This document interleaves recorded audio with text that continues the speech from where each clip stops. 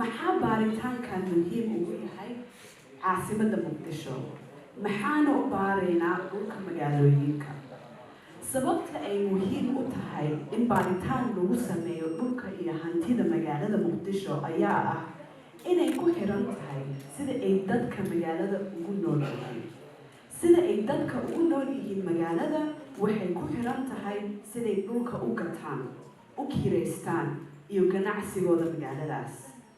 dhulka sidoo kale wuxuu ku xiran yahay magaaleynta ama urbanization maamulka iyo qorsheynta magaalada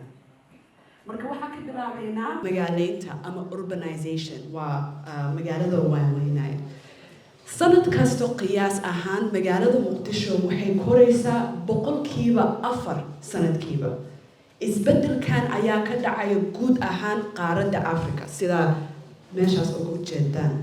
celcelis ahaan heerka magaaleynta Afrika wuxuu u ahaa dhawaad 47% sanadka 2020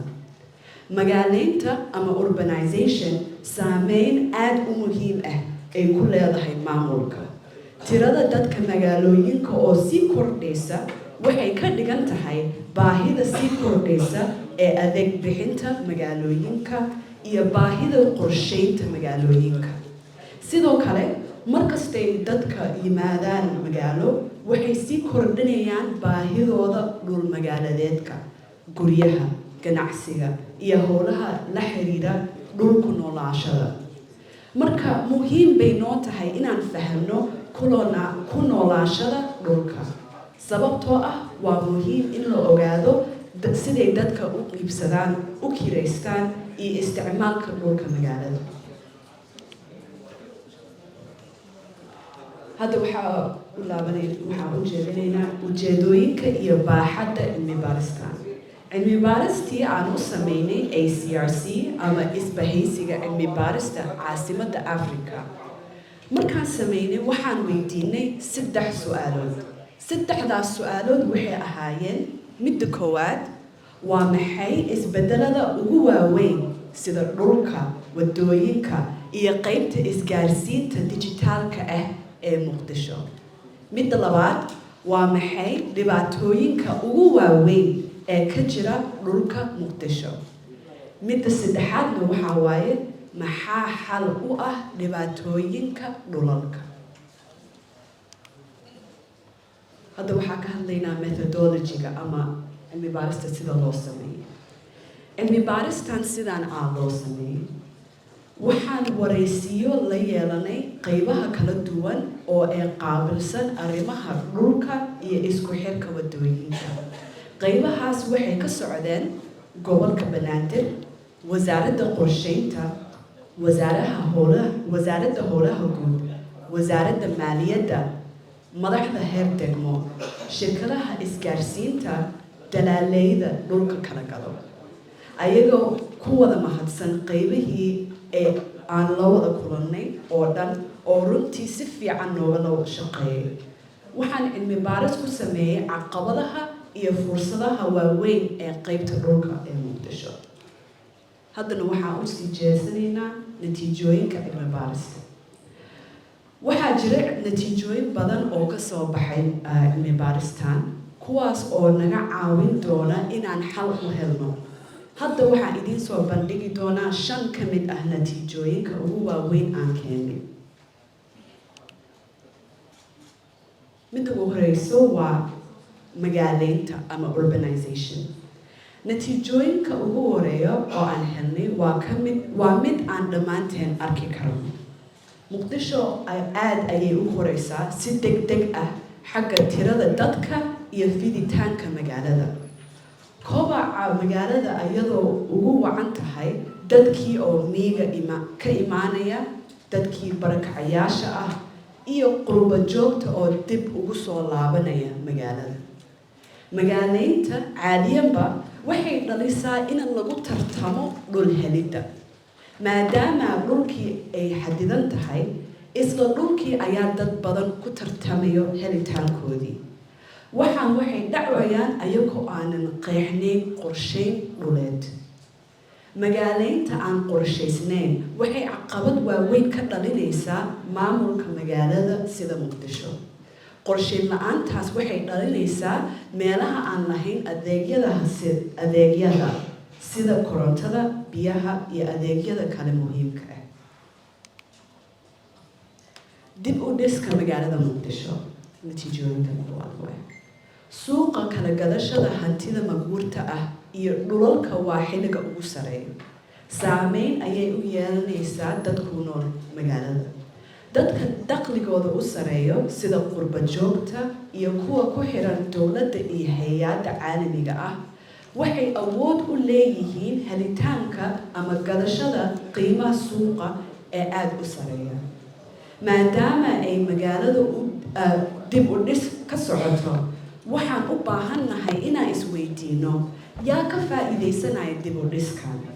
magaaladu waxay u baahan tahay dib u dhis faa'iido u leh dhammaan dadka degan.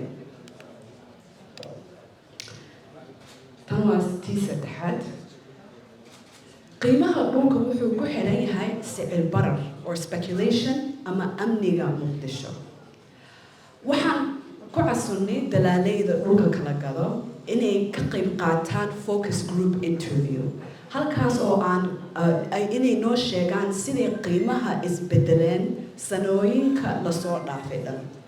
waxaan rabnay inaan ogaano sababtii isbedelka qiimaha dhulka ee magaalada iyo saameyntay ku leedahay dadweynaha. waxaan ogaanay qiimaha dhulka inay ku xiran tahay amniga aagga waa loo kala jeedaa. waxaa sidoo kale loo ogaaday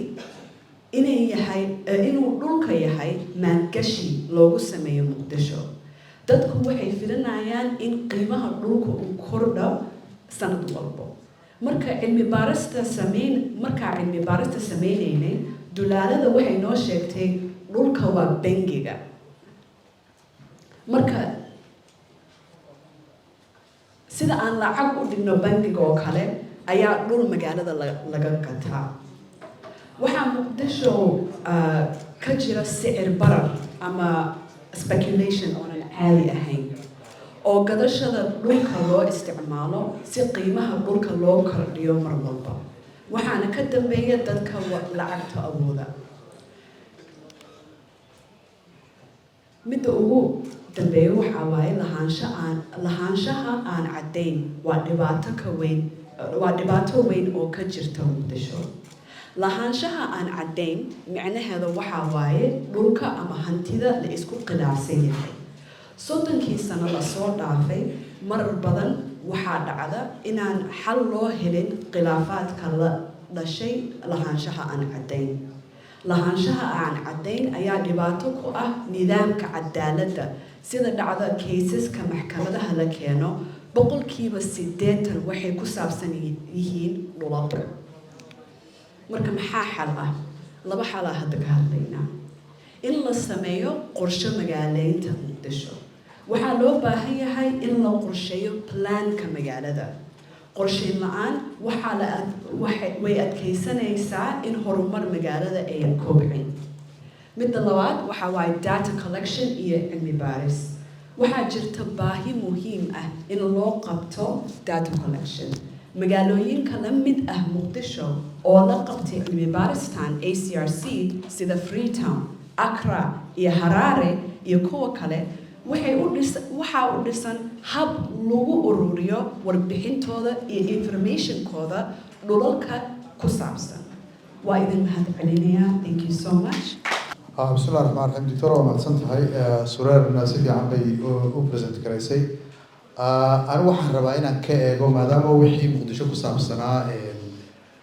سرير oo lead ka ahayd xagga ay ina siisay inaan anigu si guud u eego sababtuna waxa weeye سرير xamar bay focuskeedu ahaa laakiin anigu 13 ka mid ah ayaan la shaqeynayo marka xoogaa in yar oo isbarbardhiga laakiin focuskeedu uu yahay xamar Soomaaliya inaan ku daran rabaa gaar ahaan waxaan rabaa inaan diiradda saaro dibu habeynta land reformska in maxaa la yidhahdaa dhulka iyo sida loo maamulo dibu habeyn laga sameeyo Soomaaliya saddex marxaladood oo dibu habeynta dhulka ay soo martay oo yani isbedel rabay lagu sameeyo sida dhulka loo maamulo marxaladda koowaad dhulku muhiim uma ahayn laakiin wuxuu ku dhex jira oo qayb ka ahaa dowladnimada calanka markii la helay dalku wuxuu dhalxalay laba sharci oo kala duwan oo midna waqooyiga lagu dhaqi jiray midna koonfurta lagu dhaqi jiray marka waxaa noqotay muhiim in sharciyadii la isu keeno oo dib loo eego dhulku marka wuxuu ahaa meelihii muhiimka ah ee dib loo eego laakiin isaga laftiisu dhul ahaan mu ahayn foxka diiradda dowladdu ma ay saareen dhulka keliya laakiin wuu ku dhex jiray marxaladii taas ahayd marxaladda labaad waxay ahayd marxalad horaamihii 80-kii iyo dhammaadka 70-yadii la sameeyey waxaanu la wadaagnay Afrika inteeda kale waxaa waagaa soo baxday dood muhiim ah oo Latin America ka bilaabatay oo ahayd wadamada saboolka ah waxaa bilaabay doodaa nin Lesotho la yidhaahdo buug caan oo The Mystery of Capital la yidhaahdo qoray doodaasi marka waxay ku saabsaneyd sababta ay wadamada soo koraya saboolka u yihiin waxa weeye lahaanshiyaha dhulka cadeen because dhulku waxa weeye waa resource aan la bedeli karin waa khayraadada kale oo dhan waxbaa ku kordhan laakiin dhulku adduunka oo dhan waa 760 kilometer square marka intii aad ka hesho baad leedahay ama qof individual noqo ama dowlad noqo wax kugu kordhaya ma jiraan oo dee aanad cid kale ka qaadin marka waxa muhiim waxay doodaas waxay ahayd dhulku wuxuu sahlayaa qof dadku inay saboolnimada ka baxaan dowladuhuna ay helaan kharashaad ay dalalkooda ku horumariyaan oo ay cashuura ku qaadaan oo ma garanaysaa bankigii qofkii intuu tago dhulkiisii lacag kaga bedesho oo ma garanaysaa kaga amaahdo doodaasaynu qayb ka mid ah Soomaaliya markaa dowladda militariga ahayd iyadoo weliba focuska saaraysa malaha sharciyo waxay samaysay aada u tiro badan mid ka mida keliya ayuunbaa urban focus dhahaa inta kale waxay ahayd taasaynu markaa qayb ka ahayd oo wadamadaas un baynu la wadaagnay marxaladda saddexaad waa marxaladdan NGO-yadu ay lacagta ku bixiyaan in dhulka dib u habeyn shuruucdiisa iyo lagu sameeyo waxay ka soo bilaabataa especially meelba meeshay ka degan tahay inta badan waxaa ka dhacay in dhulka la isku qabsado land conflicts marka si loogu helo xal loogu helo ayaa NGO-yadu dowladaha deegaanada waxay ka caawinayeen inay policies iyo legal regulation iyo wixii ma garanaysaa haddii go-aanka gaarista dhulka sida loo maamulayo iyo nidaamka sharciga lagu maamulayo inay ka caawiyaan waxaan ugu caansan oo xasuustaa in Somaliland loo sameeyey sharci arrintaa ku saabsan ay ka caawiyeen Puntland baa ku xigtay oo iyana loo sameeyey koonfurtana markii dambe ay kusoo baahdo South West iyo baa looga shaqeynayay Jubaland iyo marka marxaladdii saddexaadna taasay waxaan se qabaa in isbedelada la rabo in dhulka lagu sameeyo sida loo maamulaa aanay aada u guuleysan Soomaaliya iyo Afrika inteeda badan magaalooyinka aan ka shaqeyno badidooda hadda magaalada jirta sheegan karta inay guul ka gaadhay dib u habeynta dhulka sida maxaa la yidhahdaa dee wadamada horumaray ay u maareeyeen dhulkooda saddex arrimood baan markaas leeyahay in Afrika la wadaagno ayaa sabab u ah inuu shaqeyn waayo land reforms midda koowaad waxay ku saabsan tahay siyaasadda waxaa jira mismatch ama isweydaan isu dheelitir la-aan ka dhaxaysa waxa suuragalka ah iyo waxa ay fiicnaan lahayd in la sameeyo masalan oo kale haddaad siyaasadda ka eegto siyaasadda dee marka laga hadlayo in dhul la wanaajiyo kala dambeyn fiican iyo order fiican iyo state institutionskiisu yani ay si fiican u shaqeynayaan function gareynayaan baa ideal because hadda siyaasadaha la dejiyo dhan waxay yidhahdaan best practice meel wax si fiican uga shaqeeyey oo xaaladiisa ku shaqeeyey oo markaad qoraal ahaan iyo taya ahaanna eegto wax fiican u eeg in la is yidhaahdo ku daya in wax looga qabto xaalada maxalliya marka wixii waa ideal waa wixii fiicnaaye masalan qof waliba uu laakiin xaaladan kuma habboona marka taas waa mid waxa suuragalka ah halkan inta Afrika inteeda badan ka suuragalka especially xaaladdeena Soomaaliya oo kale waa fragile order yani waa nidaam dawladeed oo dheeldheeliyaya marka loo baahan yahay waxyaalaha lagu dhex shaqeynayaa inay tixgeliyaan inaan nidaamkani ahayn nidaam si u shaqeynaya yani saxa oo fiican tusaalayaal waan bixin karaa laakiin waxaan u malaynayaa timeka iga dhacaya arrinta labaad waa arrinta policyga waxa weeye go-aanka gaarista sida wax loo maamulo policyga iyana waxaa ka jira mismatch oo ah yani inaanay iswaafaqsanayn ama isu dheelitirnaan ama isu dhigmin waxa fiicnaan lahayd inay jiraan iyo waxa suuragalka ah inay waa mar labaad masalan oo kale hadda waxaad arkaysaa qofka sarkaalka ah ee dhulka maamula wuxuu u baahan yahay inuu dadka kula shaqeeyo luqad iyo farsamo ay garanayaan farsamada ay garanayaan dadku policyga dawladda kuma taalo kumana qorna farsamada waxaa ka mid ah in xaal mastuur in oday dhaqan loo yeero in wadaad diinta wax ka yaqaano loo yeero in maaragtay de qofkii isagii baa madax dhaqameed qofkii bureaucratka ahaa ee aad u dirtay inuu policyga hirgeliyo xaaladdaa ku qasbaysa inuu madax dhaqameed noqdo wax soo jijiyo policygiina wax meeshaa kaga qoran ma jiro marka uu iska tuuraya policyga wuxuu ku falayaa isagoo wixii markaa dadka ugula shaqeyn karo kula shaqeey marka waa mismatchka labaad ee policyga arrinta saddexaad waa arrinta hirgelinta tii siyaasadda guud iyo tii go-aanka gaarista ee dawladuhu ay dhigayeen iyo tasaddexaad oo ah hirgelinta caqabaadka ka yimaada inta badan boolisiyada la dejiya ama go-aamada la dejiya waa go-aamo cadcad si fiican u qoran consistent oo inta badan aan isku hor imaanin haddii si fiican loo qoray laakiin waxa suuragalka ah ee looga shaqeynayo maxaa la yidhahdaa qofka sarkaalka ee la rabo inuu hirgeliyo go-aamada dawladda uu ku shaqeynaya wuxuu ka eegayaa waxaan horta operable main operable waxa weeye ma la agaasimi karaayo dadkan aada maamulayso ilan isagu waa interfacekii qofka bureaucratka abaa ah xiriirkii dawladda iyo u dhexeeyey dawladda marka go-aanka soo gaadha go-aankii wuxuu ku dhacayaa qofka sarkaalka hoose inuu dadkii ku maamulo marka wixii dawladdu go-aamadii ay soo gaadhay baarlamaan soo saaray ee wasiirku keenay maxaa la yidhahdaa lacagta badan lagu bixiyey waxaan suuragal ahayn inuu hirgeliyo marka saddexdaa arrimoodba waxaan isleeyahay sabab u ah in ay shaqeyn waayaan land reformski maxaa markaa looga bixi karaa waqtigaayna haya waxaa looga bixi karaa masalan oo kale siyaasadda in la waafajiyo fragilityga oo ah xaaladan lagu shaqeynaya noocana markaa in la waafajiyo laba go-aanka gaarista in laga dhigo mid bottom up maxaan ka wadnaa in hoos laga soo bilaabo oo qofkan hirgelinaya la weydiiyo sida policy uu ku shaqeyn kara sidii loo dhigi lahaa arrinta saddexaad ee implementationku iyana waxay ku xidhan tahay arrintaa cilmi dejinta oo implementation ama hirgelin lama samayn karo haddii aan la waafajin kolba wixii ka suuragala in xaaladda markaa jirta la waafajiyo marka intaasaan isleeyahay aan kusoo gebgala xoogaa details kala ii qoran laakiin waqtigaa haya marka intaasaan uga baxaya دكتور عبد الفتاح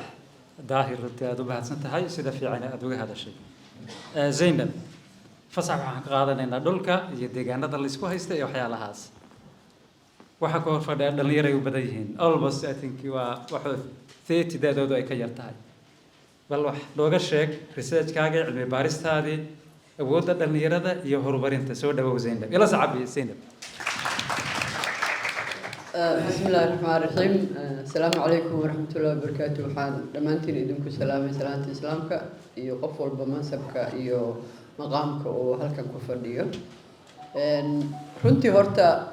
aad aan ugu faraxsanahay maanta in dhalinyaro badan ay meesha iyagu u badan yihiin taasoo runtii ka tarjumaysa bulshadeena maadaama dhalinyaro ay u badan yihiin oo boqolkiiba yiraahdo 70 ilaa 75 waaba dhalinyaro marka runtii su'aalo badan ayay ka jawaabaysaa cilmi baaristan oo runtii aanan maanta halkaan kusoo koobi karin oo ay ka mid tahay horta yaa dhalinyaro ah marka ugu horeyso dhalinyaronimada Soomaalida xaggee ka bilaabataa xaggees ku dhamaataa horta waa maxay caqabadaha ugu waaweyn ee haysto dhalinyarada maxay yihiin fursadaha u bannaan ama ha noqdeen kuwo tababaro iyo aqooneed ama ha noqdeen kuwo iyagu ay alifteen oo ay iyagu abuurteen waa maxay mustaqbalka sida ay u arkaan dhalinyaradu iyo 10 sano soo socoto guud ahaan maxaan ka rajaynaynaa Soomaaliya iyo mustaqbalkeeda gaar ahaan dhalinyarada marka horta haddii aan ka bilaabo tan ugu horeysa oo ah dhalinyaronimadu xaggee ka bilaabataa xaggees ku dhamaataa waa la isku afgaran waayo oo waxaa ka dhacay runtii doodo badan oo marka la fiiriyo policy-ga ama siyaasadda dhalinyarada ee wasaaradda dhalinyarada isboortiga ee sameysay waxaa ku qoran inuu dhalinyaro qofku yahay 15 ilaa 40 sano inta u dhaxayso laakiin marka anaga wareysiyadii iyo wadareedka aan sameynay dad badan waxay yiraahdeen 40 sano oo aad u weyn tahay waa in ma arkiro 15 waa yartahay markii 18 ilaa 30 qaar waxay yiraahdeen 18 ilaa 35 marka horta taas waxa waaye waa mid u baahan doodeeda haddii aan ka hadlo dhanka caqabadaha aan ogaanay anaga marka hore intii aanan cilmi baarista weyn bilaabina waxaan sameynay wax qariiradayn ama in aan horta fiirino maxaa laga qoray dadka la shaqeeyo dhalinyarada iyo dhowr dhalinyaro ahaan wareysanay marka waxay noo sheegeen caqabado dhowr ah oo ay ka mid yihiin dabcan hadaayana laga dhawaajiyay shaqo la'aanta iyo shaqooyinka maaragtay aan ku filnayn oo ka hooseeyo qofka shaqadii uu heli karay waxaa ka mid ah xagga waxbarashada iyo tababarada waxaa ka mid ah waxa aan marka hore ugu talagalnay inaan baarno tahriibka oo maaragtay asagana caqabad jirto iyo ciyaal weerada jirto markii aan gudagalnay marka laakiin waxaa noo soo baxday caqabad kale oo ah isticmaalka daroogada inuu aad iyo aad ugu badan yahay magaalada Muqdisho dhalinyaradeeda oo ay tahay waliba kuwa khatar ah oo ama noqdeen maxaa la yiraahdaa kaniiniyaal isticmaalo kuwa iyaga ay sameystaan kuwa la isku duro waxyaabo badan oo kala nooca marka horta caqabadaha runtii waxa waaye haddii aan kor maro inta guud waa intaas xagga ma aragtay shaqo la'aantana dhalinyaro badan waxay ka codeen iyadoo aanan shaqadii lagu helaynin qofkii maxaa taqaanaa oo qofkii intii maxaa la yiraahdaa imtixaan laga qaado meesha asaga uu gaarsiisan yahay aqoontiisa uusan ku helaynin 4.5 ama 4.5ka inuu caqabad ku yahay dhalinyarada oo maxaa la yiraahdaa dadkii lagu geynayo garab iyo maaragtay waxyaabo noocaas oo aanan aqoon lagu geynaynin dhibaatada kale oo jirta iyadana waxa waaye wadankii oo aysan jirin shaqooyin badan iyo waxbarashadii ay barteen iyo wixii ay soo barteen iyo shaqooyinkii banaana oo iyagana aanan islahayn oo kala duwan marka runtii waxa waaye haddii guud ahaan caqabadaha aan kor maro intaasay maxaa la yiraahdaa u badnaayeen tahriibka waa wada ognahay iyo dhibaatada ka jirto in dhalinyaro badan meelo lagu xareysto la weydiisto lacag tiro badan in reerahooda ay dhiibaan ay ku dhintaan badda waxaasoo dhan laakiin kulligood waxaa u sabab ah inta badan tahriibka shaqo la'aanta waa ka mid iyo waxaa kaloo iyadana ka mid ah in dhalinyaradii ay arkayaan dhalinyaro baxday oo iyaga maxaa la yiraahdaa ama saaxiibadood ama qaraabadooda ah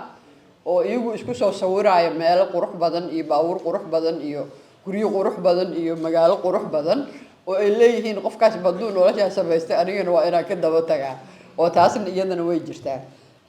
haddii aan maxaa la yiraahdaa caqabadaha intaas ugu gudubno horta dhalinyarada iyo horumarinteeda iyo awoodahooda waxaa ku hareereysan stakeholders badan ama saamiley fara badan oo ay ka mid yihiin dowladda federaalka gaar ahaan mas-uuliyadda koowaad horta oo dhalinyarada waxaa iska leh wasaaradda dhalinyarada iyo isboortiga laakiin waxaa jiro wasaarado dhanka federaalka markaan fiirino badan oo soo galaayo oo ay ka mid tahay wasaaradda waxbarashada ay ka mid tahay caafimaadka ay ka mid tahay qorsheynta ay ka mid tahay maxaa la yiraahdaa wasaaradda shaqada iyo shaqaalaha and so on waxaa ku xigo dhanka marka aan fiirino dhanka gobolka dabcan gobolka banaadir iyo 17 degmo ee gobolka banaadir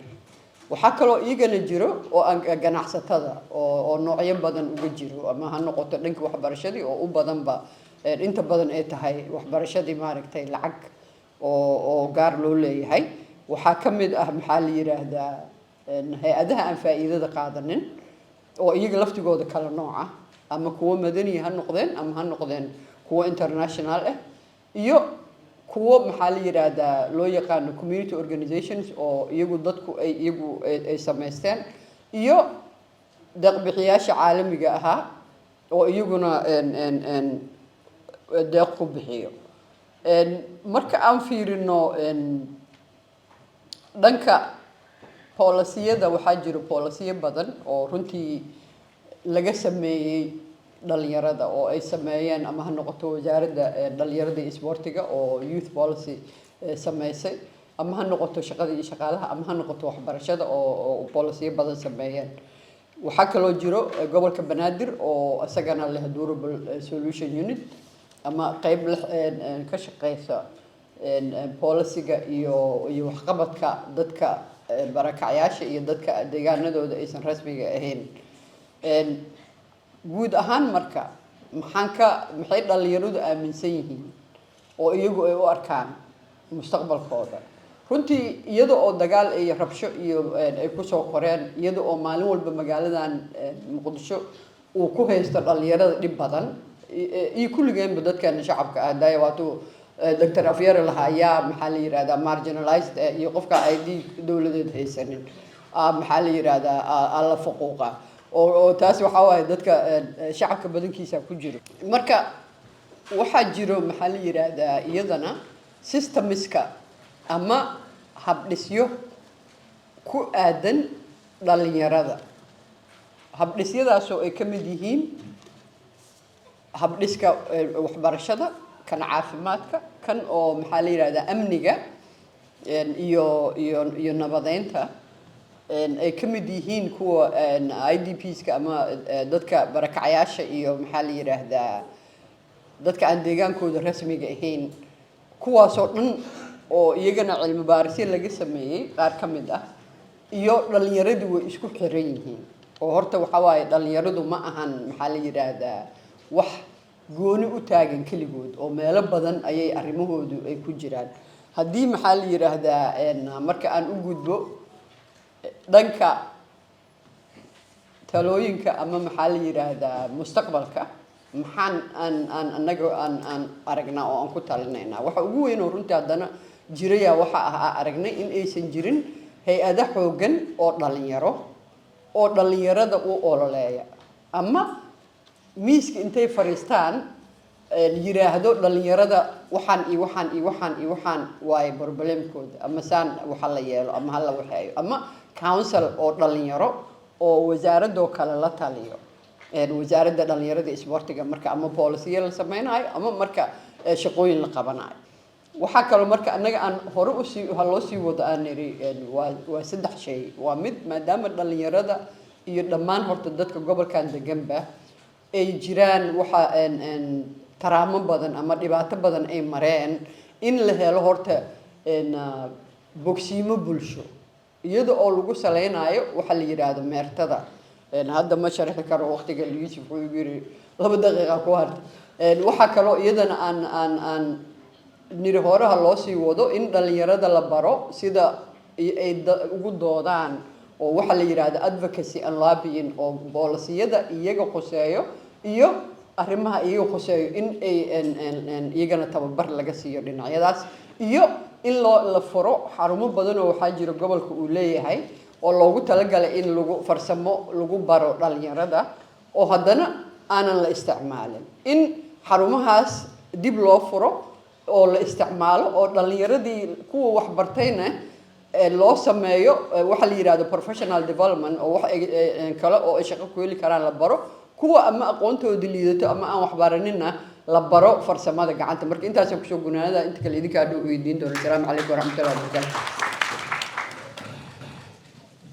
Zainab aad iyo aad mahadsan tahay dhalin ha laga hadlo ayaan laga hadlin TikTok it's not right anyways waxay soo jiitay markaa tiri dhalintu kuwa banaanka u baxay way soo wiraan waxyaalo qureexa oo beautiful ay soo geliyaan si kuwa gudaha jooga u saameeyaan in fact kuwa gudaha joogana meelaha qurxoon way tagaan sida masaajidka Sheekh Ali Ahmed Jumcaan oo kale dad jumcada tagto meel aad lugta dhigtay helaysid iyo meel ka soo quruxsan marka waxa la yiraahdaa unlived life nolol aan lagu noolaanin la baadi goobaya anyways waa ka gudbaynaa waxaan u gudbaynaa haddana dhulkii baan ku noqonaynaa of baan ka qaadanay maxamed haajir wal waxaad warbixin naga siisaa nooga warantaa waxa la yiraahdo deegaameynta aan rasmiga ahayn informal mataqaana settlement maxay ka dhigan tahay yaa degaa bal arrimahaas wax nooga taataabo 10 daqiiqo waa mahadsan tahay doctor assalaamu calaykum waraxmatullahi wabarakaatu horta hore inta aanan u gelin deegaamada aan rasmiga ahayn ama degsiimooyinka aan rasmiga ahayn waxaan rabi lahaa inaan dulmar kooban ku sameeyo habraacii daraasadan loo maray waxaan horta hore dooranay 2 degmo oo ka mid ah 17 degmo ee Muqdisho hodan oo aan ku dooranay in maaragtay ay ka socdaan horumar dheeri ah meel aad u soo kobcaysa inay tahay in maaragtay sidoo kale ay joogaan dad IDP ah ama barakacyaal ah iyo dad deegaano rasmi ah aan ahayn macnaha degan deegaano rasmi ahayn marka aan leeyahay marka waa waxa Soomaalida u taqaano basiib waxaan filayaa dabcan kulligeen hadda waa isla fahmi karnaa kelmadaas marka sidoo kale si aan barbar dhig u sameeyno waxaan dhanka kala dooranay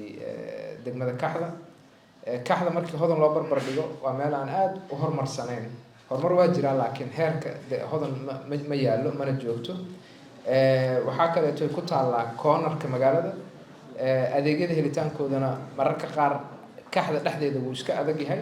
waxaana dega barakacyaal aad u tiro badan sababahaas marka waxaa keenay si aan u helno fikrad seen wax barbar dhigi karnaa inaan kala doorno labadaas degmo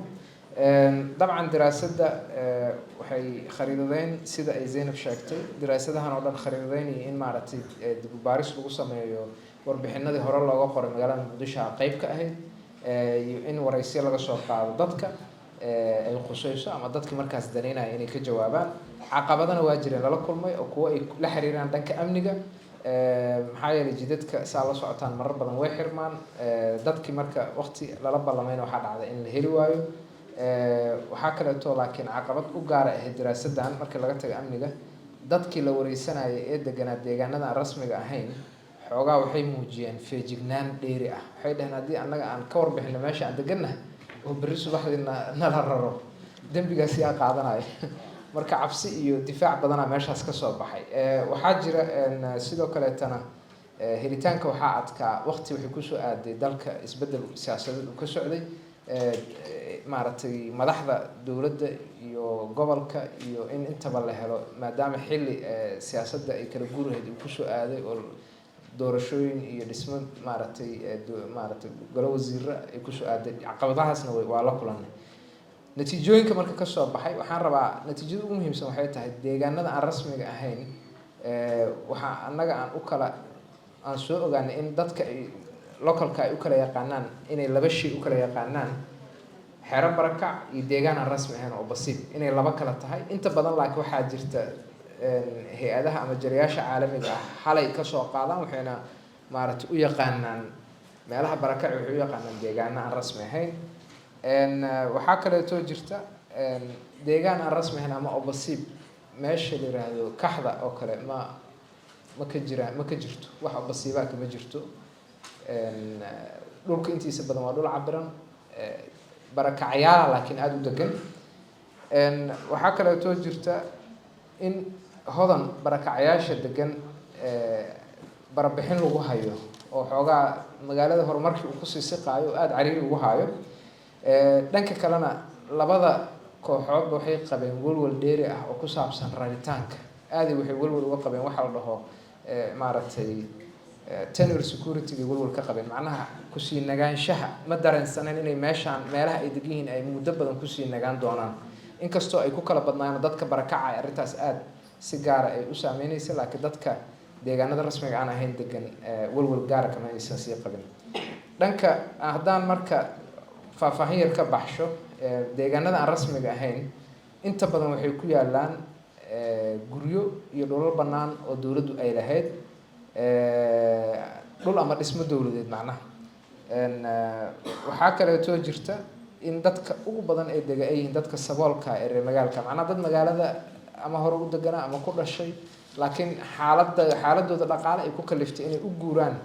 ayna degaan maaragtay basiib, inay dadka noocaas u badan yihiin. Waxaana mararka qaar la helaa dad barakaca oo ku dhex jira ama u dhow oo basiibooyinka. Waxa ay sheegeen dadka degan guryaha dowladda in ay sahlan tahay in dowladdu haddii ay u baahato inay ka baxaan, laakiin dadka dhul bannaan degan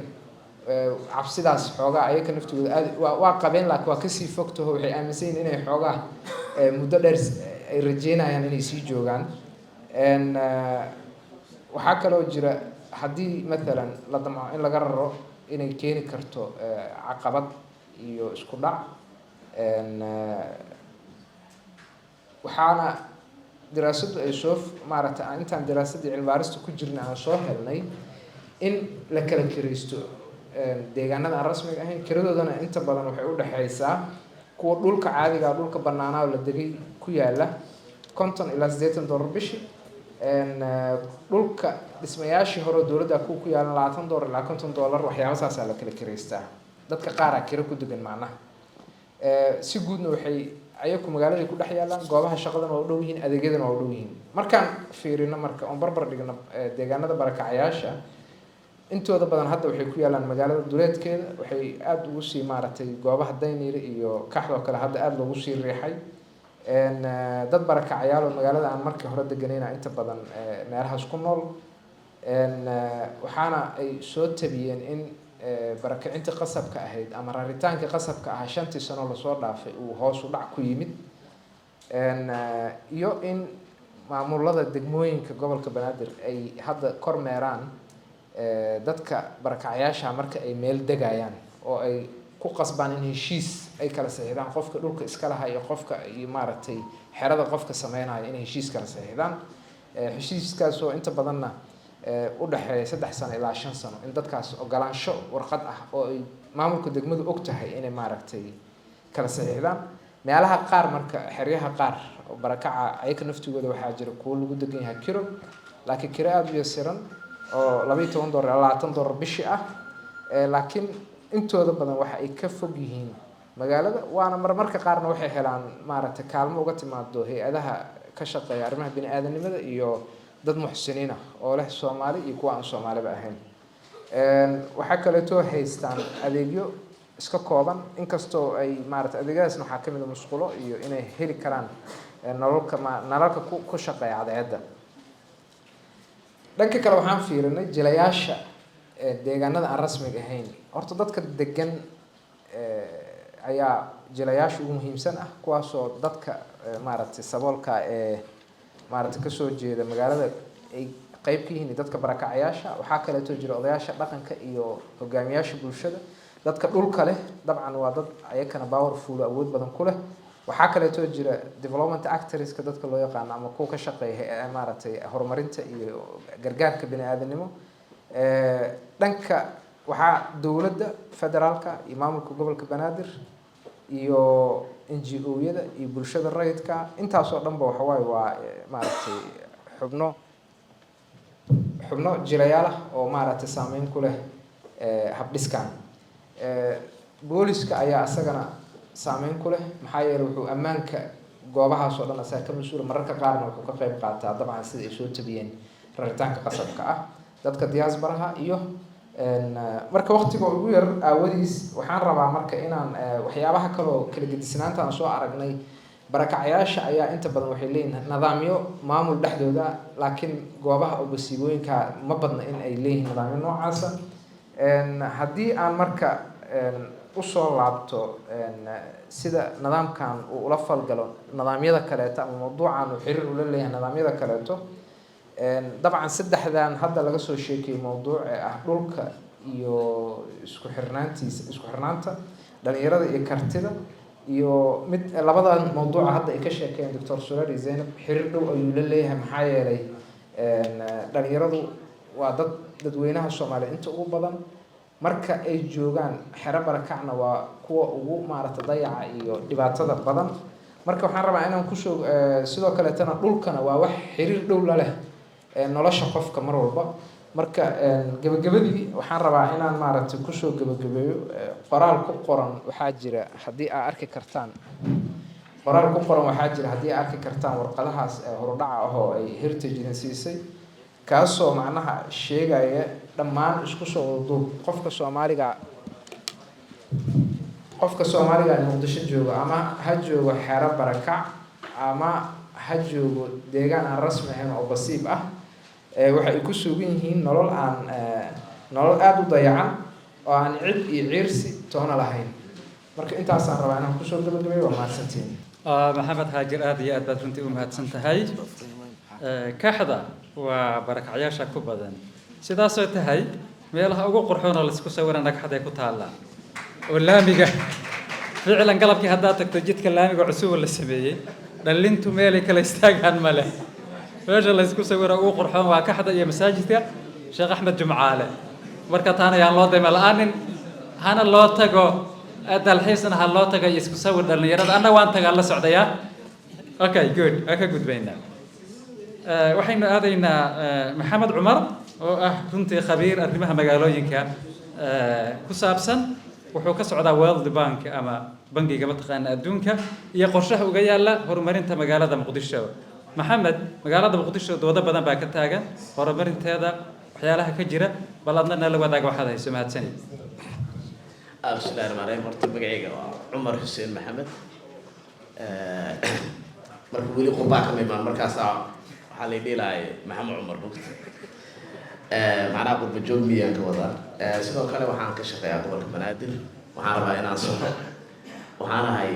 maareeyaha mashruuc loo yaqaano SURB ama Somali Urban Residency Project. waxaan ahay gobolka Banaadir aan ka shaqeeyaa, laakiin mashruucaasaan maamulaa. mashruucaas waxaa maalgeliya World Bankiga. wuxuu ka mid yahay mashaariicda ay maalgeliso World Bankiga. keliyana kama shaqeeya magaalada Muqdisho, wuxuu ka shaqeeyaa dhammaan magaalooyinka isteediyada iyo caasimadda. waxaan rabaa inaan marka hore ka mahad celiyo in maanta dood noocaan oo magaaladan aan ku noolnahay oo xaaladeedana aan ognahay in doodaha noocaan oo kale ay bal caafimaad u tahay in la helo mashaakilaadka tirada badan ee magaalada ka jira, in bal dadku ay go'aansadaan in inta diraasa laga sameeyo waxgaradka magaaladana ay isu yimaadiin, xalalna lasoo bandhigo, kadibna dadka go-aankeedana ay qaataan. diraasada intay socotay tiimka Heritage xafiiskay ugu yimideen oo aanan ugu farxay. maxaa yeelay magaaladan ka shaqeyno de marka waxaan ognahay dhibaatooyinka magaalada ka jira, hadday ahayd mid bulsho iyo hadday ahayd mid deegaan. marka qof raba inuu warbixin kaa dhagaysto aadaad ugu farxaysaa. tiimkii maalintaas aan xafiiska kula kulmay waxaan buugaagta iyo waxaa iska dhaafo rikoor ma wadatinaya. maxaa yeele waxaa idiin sheegaya waraaqada waa ka badayina. mashruucan iyo kahorba dowladda hoosaa ka shaqeeyay. wuxuu kasoo bilaawday 2015. waxaa la dhihi jiray SUIBP, Somali Urban Investment Project. haddana wuxuu maraa SURB2 oo mar labaad mashruucii aan kusoo laabto oo muddo ka maqnaa. marka aan saas leeyahay waxay tahay waxaan ognahay dhibaatada magaalada ka jirta. horta magaaladan dhibaatadeeda mar hore soo bilaabatay. Soomaaliya markay heshiinaysay ayaa la yidhi magaaladan meel hala dhigo. horta magaalada weli meel ay taallaa qofka ka qaadaysa un waa loo baahanyaa maxaa yeele soomaalida markay heshiiyeysaa waxaa la yidhi magaalada meel ha la dhigo macnaheeda maqaamkeeda iyo sheekadeeda meel ha la dhigo de magaalada magaalo meel xiran ma ahayn oo markaa la gelaayo dadaa ku noolaay dadkii ina waa lala xiray marka maxaa yeelay horumar kasta oo magaaladan in laga sameeyo la raba waxaa jira arrin sharci ku saabsan ay jirta sharci macnaheeda waxa waaye magaaladan federaal ah ku dhismay de state kasta golo iyo nidaam uu leeyahay sharcigay qortaan way baasgaraystaan dowladda dhexe weynna waxay qabtaa 2 aqal shuruucdeeday geysataa laakiin magaaladan wax sharciya oo loo meel mariyo maalintay dhalatay ilaa hadda ma jiro marka magaaladu hadda way ciiraysaa marka meel ciiraysa way u baahan tahay marka doodaha noocan oo kale marka taa waxay iga heda afaaf iyo inaan bal araarteeda hore ka dhiibta midda ku saabsan mashruuca wadna mashruuca macnihiisu waxay tahay magaalo waxaa la ogaaday nolosha hadda adduunka magaalo u dhammaan rabtaa marka marka waa in magaalo la diyaariyaa ummadu ku noolaa karta dadku shaqay soo doonanayaan deegaanay soo doonanayaan amniyay soo doonanayaan magaalada noocaas oo kalea marka haddaysan maamul asna macnaha ku dadaalaya inuu arso gareeyo ama aruuriya waxyaabaha markaa imaanaya dadka imaanaya deegaankooda inay guryo raqiisa helaan inay dhul helaan inay shaqo helaan iyo shuruucda markaa saameynaysa ummadaas haddaan mar kasta laga fikirin oo magaaladu aysan lahayn farsamo yaqaano marka deegaan farsamo yaqaano magaaleyn farsamo yaqaano maamul iyo hay-ad shuruucda markaa la qorid marisa waa halis marka way adkaan doontaa in magaalada lagu sii noolaado marka arrintaa waa muhiim dooda noocan oo kale iyo caafimaadkeeda mashruuca mustaqbal wuxuu qaabishanaa magaalada in bal Soomaaliya markay dhisantay 2 aragti waxaa jirta oo dood weyn ka socota waqti dheer waxaa la geliyay state building waxaa la yidhi hala dhiso wadan hala dhiso siyaasad hala dhiso shuruuc hala keeno laakiin haddana waxaa dhanka la fiiriyay the service marka the marsi state buildingka ummadii maxaa laga dhisaaya de ummaddu state ma waa qof caadiya service u baahan yahay wada hagaagsan u baahan yahay biyo u baahan yahay waxbarasho u baahan yahay caafimaad u baahan yahay aragtiya loo qoro waxaa jirta in parallel laga dhigo waxa loo yaqaano national transition strategy oo local governmentiska lagu xoojinayo oo ummadan state-ka kor ka imaanayo intay soo gaariyay dhex ku dhimanay in la helaa habab kale ay dowladihii hoose la xoojiyo marka mashruuca GPLG-ga ayaa waqti badan gashay haddana bankiga ayaa asna raba inuu magaalooyinkii uu soo galo muqdisho marka hore waxaan ku saabsaneyn in bal in la fiiriyo in jidadka la fiiriyo in magaalada jidad loo sameeyo markii hore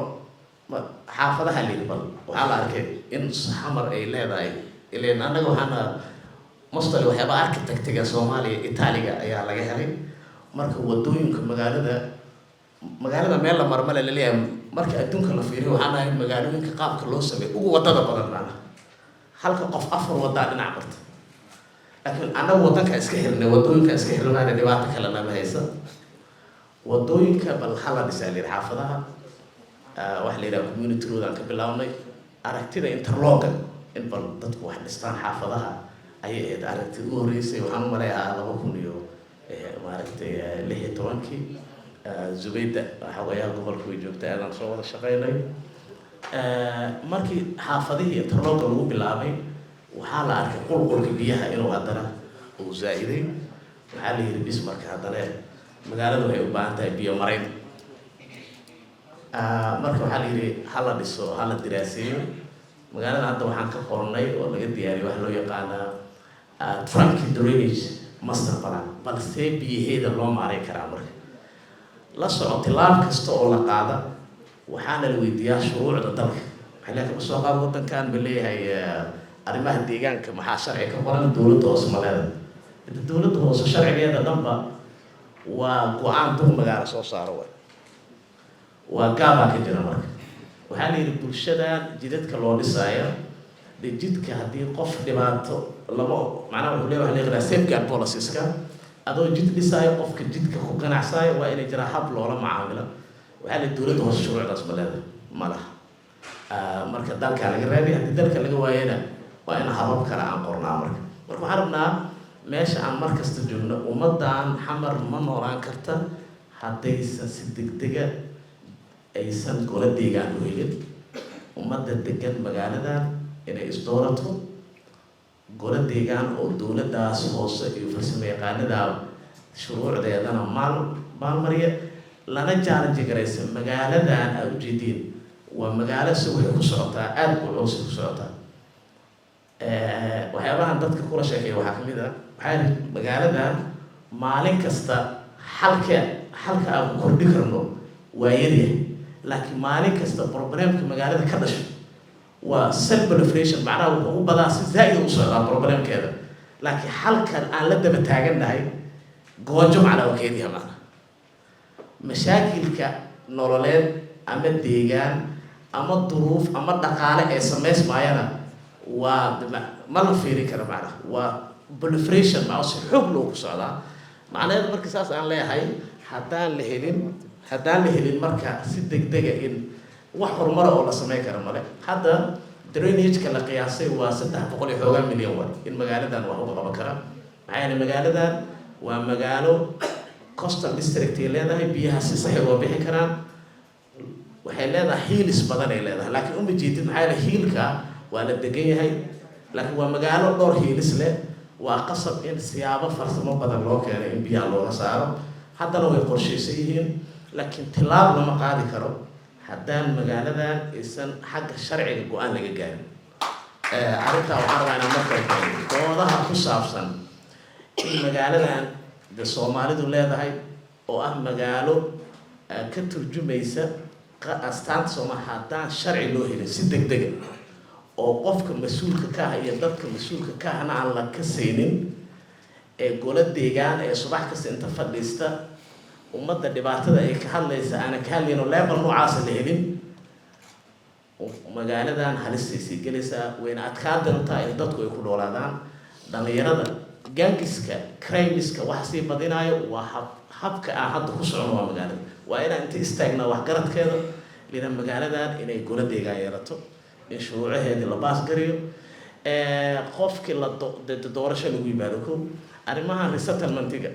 dee qof hadduu dhowr sano deganaado IDP waa dhamaaday waa poor resettlement wuxuu u baahan yahay in dhul loo hagaajiyo in shaqo loo abuuro inuu dadkiisa ka mid noqdo dee magaaladan oo dhanba laba degmay ka bilaabatay maalinba waa la imaanaya qofka meeshuu yimaado dowladdaa dhulka siinaysa uu degaaya qofka kaluu yimaado dhulaa la siinaya dadku waa in dhulay degaan la siiyaa nolol iyo waxbarasho iyo waxaana sameyn kara magaalo gola deegaan leh waa mahadsanta